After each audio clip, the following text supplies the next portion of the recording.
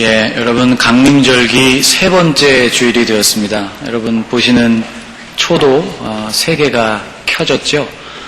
여러분 강림절기에 주님 기다리시고 기대하며 또 부어주시는 믿음 안에서 더 강건해지시는 그런 절기가 되시기를 주님의 이름으로 축복합니다. 오늘 본문에는 다윗의 이야기, 여러분이 좋아하시고 잘 아는 다윗의 이야기가 기록되어 있습니다. 그동안의 이야기를 조금 정리를 해야 이 16장의 이야기가 보다 현실감 있게 다가올 것 같아서 몇 가지를 요약해서 말씀을 드립니다. 이스라엘의 최초 왕은 사울이었습니다. 하나님이 사울을 선택하시고 그에게 기름을 부으신 후에 제비 뽑기를 통해서 모든 이스라엘 민족들 가운데 사울을 왕으로 세우십니다. 그리고 그는 이후에 암몬과의 전쟁에서도 승리하고 또 블레셋과의 전쟁도 감당하게 되는데 사무엘이 기한 내에 오지 않고 백성이 흩어지게 될 때 사울이 그 제사를 드리는 것에서부터 사울의 통치에 조금씩 문제가 생기기 시작합니다. 아말렉과의 전쟁에서도 승리를 거두기는 했지만 모든 것을 다 진멸하라고 하는 하나님의 말씀에 불순종하게 되면서 하나님의 마음에 점차 벗어나게 되는 사람, 그가 사울이었습니다. 아각 왕을 살려두었고 또 제사를 위해서라는 핑계로 좋은 짐승들도 살려두게 되면서 바로 그때 사무엘이 유명한 말을 남겼죠. 순종이 제사보다 낫다, 그런 말을 남기게 됩니다. 사울이 하나님의 말씀을 가볍게 여기고 버린 것과 같이 하나님께서도 사울을 이제 버리게 될 것이라는 말씀이 사울에게 선포됩니다. 그리고 하나님은 새로운 왕 이새의 아들 중 하나에게 새롭게 기름을 부으라는 말씀을 들려주셨습니다. 사무엘이 이 명령을 듣고 대단히 두려웠습니다. 기름을 붓는 일 자체 때문이 아니라 바로 사울 왕 때문이었죠. 당시 사울의 상태는 썩 좋지를 않았습니다. 여러분 한번 생각해 보십시오. 하나님의 사람에게 번번이 혼나고 또 책망을 듣고 그의 시대가 다 끝났다는 그런 선언을 들은 왕의 마음이 편안할 리가 있겠습니까? 사무엘의 이러한 염려가 본문 2절에 등장하고 있습니다. 2절 말씀을 보면 이렇게 기록되어 있죠. 사무엘이 이르되 내가 어찌 갈 수 있으리이까? 사울이 들으면 나를 죽이리이다. 기름을 부으러 베들레헴에 간다는 소식이 사울에게 들리게 되면 사울이 사무엘을 죽이고도 남는 그런 기세였다는 뜻입니다. 그만큼 사울 왕은 망가져 있었습니다. 그래서 하나님이 사무엘에게 아주 지혜로운 방법을 알려주시죠. 하나님이 이렇게 말씀하셨습니다. 사무엘아, 암송아지를 한 마리 데리고 가라. 그리고 제사를 드리러 왔다고 해라. 그리고 그 제사에 이새와 그의 아들들을 청해라. 그렇게 방법을 알려주십니다. 암송아지로 제사할 수 있는 것, 암송아지를 제물로 사용할 수 있는 제사는 구약성경 율법에 보면 화목제입니다. 레위기 3장 말씀을 보면 이렇게 기록되어 있습니다. 사람이 만일 화목제의 제물을 예물로 드리되 소로 드리려면 수컷이나 암컷이나 흠 없는 것으로 여호와 앞에 드릴지니. 암송아지를 사용해서 드릴 수 있는 제사가 화목제라고 밝혀주고 있습니다. 또 하나 화목제의 특징은 제물을 번제가 일반적인 번제가 드려지는 것처럼 짐승 전체를 그 고기를 하나님 앞에 태워드리는 것이 아니라 제물 그 내장에 덮여있는 기름들과 내장들 중에서 기름기가 많은 부위를 선별해서 그것을 제단 위에 불태워드리는 것이 화목제였습니다. 그럼 남는 고기의 부위는 어떻게 했느냐? 제사장에게 줄 그 몫을 제하고는 그것을 드리는 봉헌자와 나머지 백성들이 그 제물을 나누어 먹었습니다. 이것이 바로 화목함을 위해서 드리는 제사였죠. 그래서 그 제사에 이새의 아들들을 초청을 해도 전혀 이상해 보이지 않는 그런 제사였습니다. 거짓말을 하지 않고도 내가 기름을 부으러 갑니다. 그렇게 말하지 않고도 위기를 넘어갈 수 있는 하나님이 베풀어 주신 지혜였습니다. 그래서 그 명령을 따라 사무엘은 베들레헴으로 향합니다. 오늘 본문 4절을 보면 이렇게 말씀해 주고 있죠. 여러분 4절 말씀을 한번 같이 읽겠습니다. 한번 4절입니다. 사무엘이 여호와의 말씀대로 행하여 베들레헴에 이르매 성읍 장로들이 떨며 그를 영접하여 이르되 평강을 위하여 오시나이까. 이 방문은 예고 없는 방문이었습니다. 여러분, 현대인들은요, 갑작스러운 방문을 참 부담스럽게 생각합니다. 얼마 전까지만 해도 지나가다가 쓱 들어가서 그렇게 들러서 신방하는 일이 아주 일반적이고 흔한 일이었습니다. 근데 요즘에 그러면요, 아주 힘들어합니다. 여러분 한번 생각해 보십시오. 목사가 띵동 초인종을 누르고 여러분 모니터를 확인했는데 목사가 서 있다고 생각해 보십시오. 아마 아주 어려운 순간이 되실지 모르겠습니다. 준비 없이 사람을 만난 것, 이것이 예나 지금이나 부담스러운 일이었던 것 같아요. 근데 여기서 아주 흥미로운 대목이 있습니다. 사무엘이 베들레헴에 도착을 했을 때 그를 맞이하는 성읍의 장로들이 떨었다 하는 것입니다. 갑작스러운 방문이 궁금했다거나 혹은 부담스러웠다고 말하고 있지를 않고 떨었다, 곧 다시 말하면 두려워했다고 말하고 있는 것이죠. 아니 왜 사무엘의 방문이 두려웠을까? 사무엘이 베들레헴을 찾아온 것이 두려워서 떨만한 일이었을까? 그렇게 우리가 질문해 볼 수 있습니다. 사무엘은 하나님의 사람, 구약 성경에 자주 등장하는 표현이죠. 이시하 엘로힘, 하나님의 사람, 그가 바로 사무엘이었는데 하나님을 직접 대면하는 일이 거의 없었던 당시로서는 바로 이 하나님의 사람, 그들을 통해서 하나님의 뜻이 전해지곤 했습니다. 하나님의 뜻은 크게 두 가지였습니다. 때로는 은혜를 주시기 위한 축복의 선포였고 또 하나는 때로는 재앙을 내리기 위한 저주의 선포였죠. 어린 사무엘에게 처음으로 주어진 예언의 말씀은 엘리 집안에 하나님께서 내리시려고 작정하신 심판 그리고 저주에 대한 메시지였습니다. 어린 사무엘에게 첫 번째로 주어진 말씀이 바로 그런 말씀이었어요. 이후로 사무엘의 말, 하나님으로부터 받아 그가 입으로 내는 그 모든 말들은 성경에 의하면 하나도 땅에 떨어지지를 않고 모든 말씀이 다 응하게 되었다. 그렇게 기록하고 있습니다. 사무엘상 3장 19절 말씀을 보면 이렇게 되어 있습니다. 사무엘이 자라매 여호와께서 그와 함께 계셔서 그의 말이 하나도 땅에 떨어지지 않게 하시니. 그러므로 하나님의 사람 사무엘의 입술로부터 나오는 모든 말씀은 그것이 축복이든지 저주이든지 반드시 이루어지게 될 것이었기 때문에 성읍의 장로들은 대단히 긴장할 수밖에 없었던 것이죠. 그래서 그들은 사무엘에게 이렇게 물었던 것입니다. 평강을 위하여 오시나이까? 오늘따라 이게 또 잘 안 넘어가네요. 평강을 위하여 오시나이까? 이 말뜻은 이런 뜻이죠. 혹 무슨 문제라도 있습니까? 방문하신 목적이 혹 재앙을 선포하려는 것은 아니지요? 그렇게 묻는 그런 말이었습니다. 한 번도 저에게 전화를 하지 않으시던 교우분들로부터 전화가 걸려올 때가 가끔 있습니다. 전화기를 꺼내서 대부분 제 전화기 안에 교우들의 전화번호가 들어있기 때문에 누구에게로부터 걸려온 전화인지가 거기 나오죠. 전화기를 꺼내서 발신인을 확인하고 그리고 통화를 누르기 위해서 싹 슬라이드 하기 전 그 짧은 순간 동안 굉장히 많은 생각이 제 머릿속을 스칩니다. 무슨 일일까? 한 번도 전화하신 일이 없는 분이 전화를 주셨을 때요. 혹시 누가 돌아가신 것은 아닐까? 그런 염려들이 머리를 스칩니다. 받자마자 그렇게 묻고 싶어져요. 평강을 위함입니까? 무슨 일이 있으세요? 그렇게 묻고 싶은데 보통 전화 받을 때는 그런 마음은 있지만 여보세요. 그렇게 전화를 받죠. 대개는 잘못 눌려서 걸린 전화일 때가 많습니다. 말씀 문자를 가끔 보내드리는데요.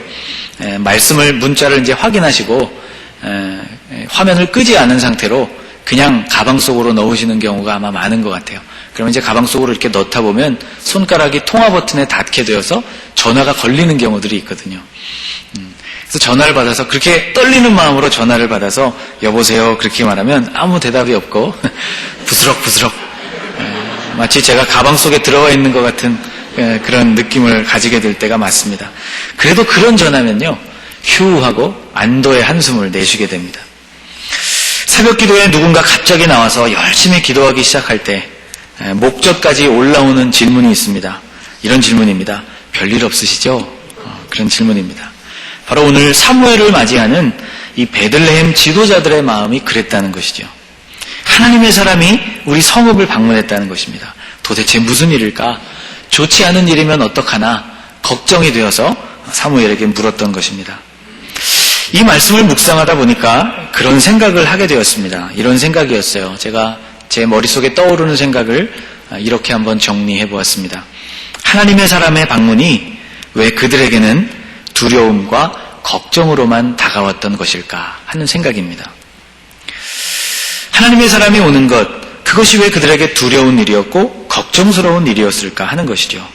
그러면서 그런 생각을 하게 되었어요. 무엇인가 그들의 마음속에 석연치 않은 구석이 있었기 때문은 아니었을까. 스스로 생각하기에도 하나님의 사람으로부터 질책을 받을 만한 어떤 일들이 그들 안에 있기 때문은 아니었을까.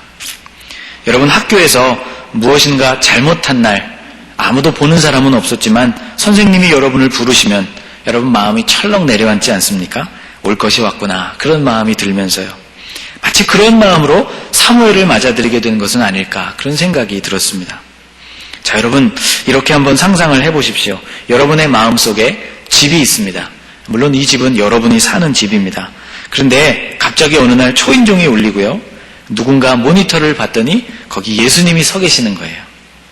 그러면 여러분 어떤 반응을 보이시겠습니까? 반갑게 즉시 문을 열어줄 겁니까? 아니면 화들짝 놀라서 잠깐만요, 그렇게 하실 겁니까? 만일 여러분 후자라면 우리의 삶에는 문제가 있다는 것을 뜻합니다. 공개하고 싶지 않은 부끄러운 것들이 문을 열면 드러나게 되기 때문이죠. 널려있는 것들도 치워야 하고, 거울도 한번 봐야 되고, 보고 있던 TV도 얼른 꺼야 되고, 할 일이 많지 않을까, 그런 생각을 하게 됩니다. 여러분, 대강절기인데 주님의 방문이 여러분에게 이렇게 걱정거리로 다가오지 않게 되시기를 축복합니다. 주님과 함께 사는 사람, 그는 그런 걱정거리가 없겠죠. 주님이 초인종을 누르게 되실 일도 없고 주님과 함께 살아가기 때문입니다. 이 대강절에 여러분, 주님의 방문이 여러분에게 기쁨과 소망으로 다가오기를 축복합니다. 자, 드디어 사무엘은 이새의 아들들을 베들레헴에 가서 그 이새의 아들들을 만나게 됩니다. 하나님은 1절 말씀에서 이렇게 말씀하셨어요. 이새의 아들들 중에서 하나님께서 왕을 보았다고 말씀하셨습니다. 그런데 그들 8명의 아들들 중에서 누가 하나님이 원하시는 왕인지에 대해서는 하나님이 말씀해 주시지를 않았어요.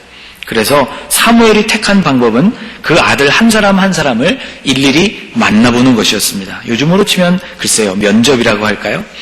아들들을 한 사람씩 한 사람씩 사무엘 앞을 지나가게 하면서 그들을 한 사람 한 사람 만나보게 되었습니다. 성경을 보니까 그 아버지 이새가 그 아들들을 사무엘 앞으로 한 사람씩 한 사람씩 지나가게 했다고 기록하고 있습니다. 8절 말씀에도 아비나답을 불러서 사무엘 앞을 지나가게 했고 또 삼마도 그의 앞으로 지나가게 했다는 것이죠.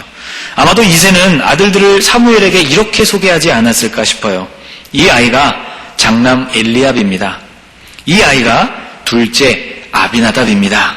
그렇게 아들들을 소개하면서 하나님의 사람 앞에 아들들을 한 사람씩 세우게 됩니다.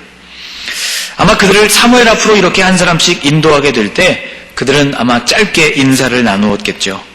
그들 중에는 반드시 왕이 될 사람이 있었기 때문에 사무엘은 이 아들들을 한 사람 한 사람 만나보면서 하나님의 음성을 들으려고 마음을 주님께로 기울이게 되었습니다. 첫째 아들 엘리압이 사무엘 앞에 탁 서게 되었을 때 사무엘은 마음속으로 탄복을 하게 되었습니다. 6절 말씀을 보면 이렇게 되어 있어요. 한번 같이 읽어볼까요? 그들이 오매 사무엘이 엘리압을 보고 마음에 이르기를 여호와의 기름 부으실 자가 과연 주님 앞에 있도다 하였더니, 사무엘이 이런 마음을 갖게 된 것은 엘리압의 외모 때문이었습니다. 7절 말씀을 보면 엘리압이 그 생김새와 키가 매우 훌륭했다고 기록되어 있어요. 여호와께서 사무엘에게 이르시되 그의 용모와 키를 보지 말라.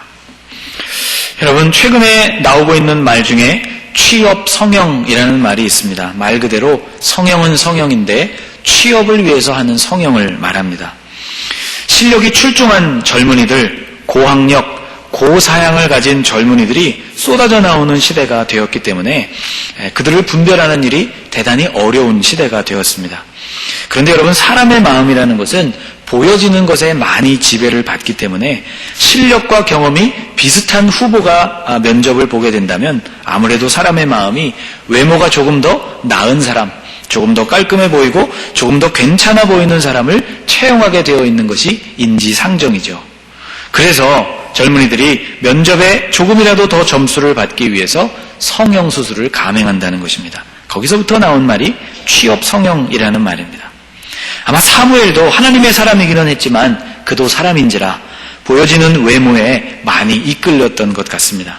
그런데 하나님은 그렇게 엘리압을 보고 감탄하는 사무엘에게 이렇게 말씀을 해주신 것입니다. 내가 보는 것은 사람과 같지 아니하니 사람은 외모를 보거니와 나 여호와는 중심을 보느니라.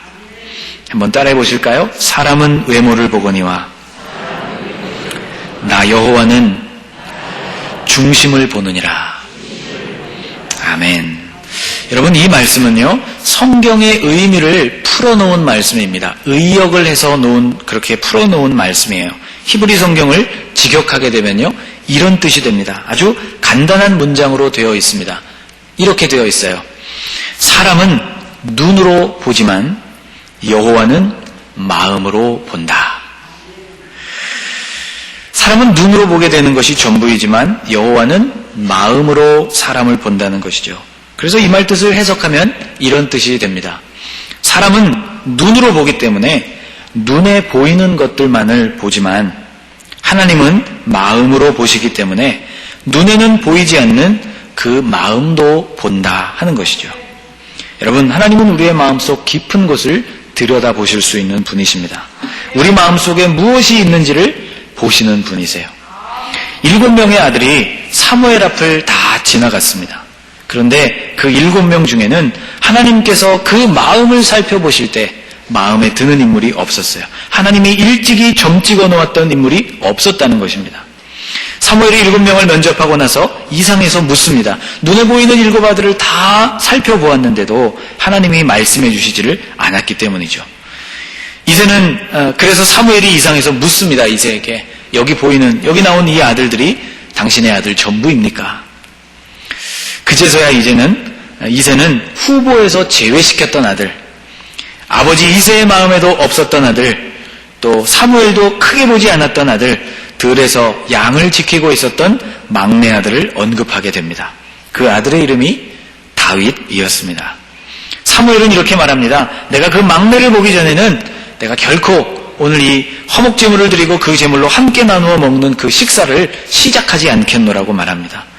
이 단호한 말 때문에 이새는 부랴부랴 사람을 보내어서 들에 있었던 다윗을 데려옵니다. 다윗이 들에 있었던 그 모습 그대로 사무엘 앞에 서게 되는 것이죠. 양을 치고 있었던 모습이기 때문에 차려입지도 못했을 것이고 부랴부랴 뛰어오느라고 아마 이마에는 구슬땀이 흘러내리고 있었을지도 모릅니다. 성경 12절 말씀을 보면 그는 아직 얼굴에서 붉은 빛이 사라지지 않은 소년이었다고 말씀하고 있습니다. 12절 말씀을 보면 이렇게 되어 있어요. 한번 넘겨주시죠. 이에 사람을 보내어 그를 데려오매 그의 빛이 붉고 눈이 빼어나고 얼굴이 아름답더라. 그를 가만히 쳐다보고 있는데 하나님께서 사무엘의 마음에 이렇게 말씀을 해주십니다. 같이 한번 읽어볼까요? 여호와께서 이르시되 이가 그니 일어나 기름을 부으라 하시는지라. 여러분, 오늘 설교의 제목이 여기 나옵니다.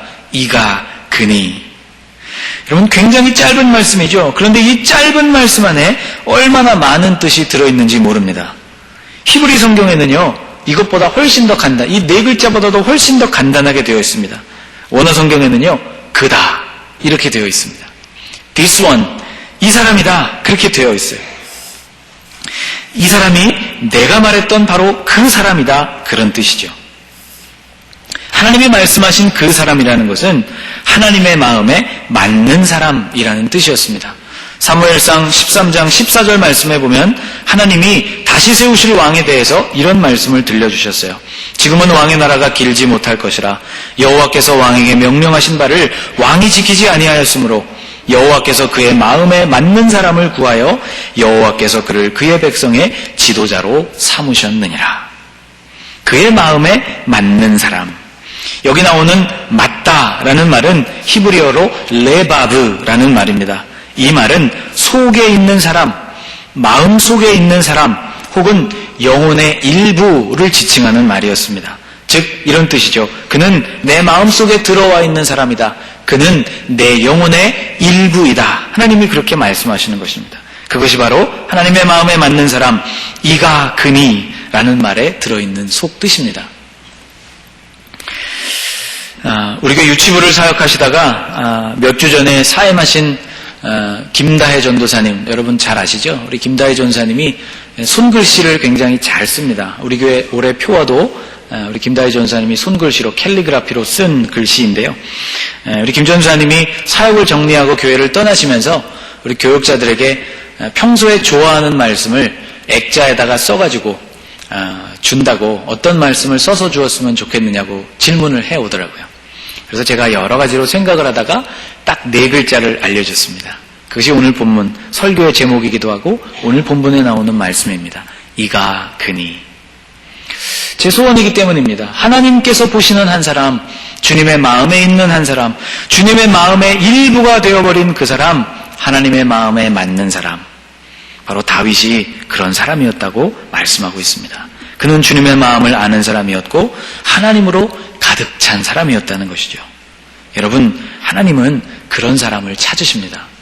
이런 사람은 아무리 먼 곳, 사무엘의 눈에 보이지 않아도 저 들에서 양을 지키고 있어도 하나님은 그가 어디에 있든지 그런 사람을 찾아내시는 분이십니다. 오늘 우리의 소원은 그렇게 주님께서 찾으시는 바로 그런 한 사람이 되기를 원하는 것이죠. 여러분, 이것이 여러분의 소원이 되시기를 바랍니다. 주님의 마음에 만족을 주는 사람, 주님이 흡족해 하시는 사람, 바로 이 사람이 그 사람이라고 주님이 말씀해 주시는 여러분 그런 사람이 되시기를 축복합니다. 강림절기를 여러분 보내고 있습니다. 우리가 주님을 간절히 기다리고 있죠. 오시는 주님을 기다렸던 사람들, 2000년 전에 살던 사람들은 오실 주님을 그렇게 기다렸고요. 오늘 우리는 다시 오실 주님을 간절히 기다리고 있습니다. 그런데 여러분, 이것을 아십니까? 우리도 주님을 간절히 기다리고 있지만 주님도 간절히 기다리는 것이 있다는 것이죠. 주님은 누구를 기다리시는가? 하나님 마음에 합한 사람, 이 사람이 바로 그 사람이라고 말할 수 있는 바로 그 한 사람을 찾고 계신 것입니다. 여러분, 오늘 여러분이 주님께 대하여서 바로 그런 사람이 되시기를 주님의 이름으로 축복합니다. 기도하겠습니다. 하나님, 주님이 우리의 삶에 찾아오실 때 두려운 마음이 아니라 기쁨으로 맞이할 수 있기를 소원합니다. 평강을 위하여 오시나이까 묻지 않아도 우리의 마음이 오시는 주님에 대하여 기쁨으로 맞이하게 될 수 있는 준비된 사람들이 되게 하여 주옵소서. 하나님, 우리가 주님의 마음속에 있는 사람, 그 마음의 일부인 사람, 그 사람이 되기를 소망합니다. 이 사람이 내가 말했던 바로 그 사람이라고 주님이 우리를 지명하실 수 있도록 주님 앞에 그렇게 준비된 사람들이 되게 하여 주옵소서. 이 대림절기에 우리가 주님을 간절히 기다리는 것처럼 주님도 준비된 한 사람을 간절히 기다리고 계신데, 하나님, 우리가 바로 준비된 그 사람, 다윗과 같이 주님의 마음에 합한 사람이 되게 하여 주옵소서. 예수님의 이름으로 간절히 기도하옵나이다. 아멘.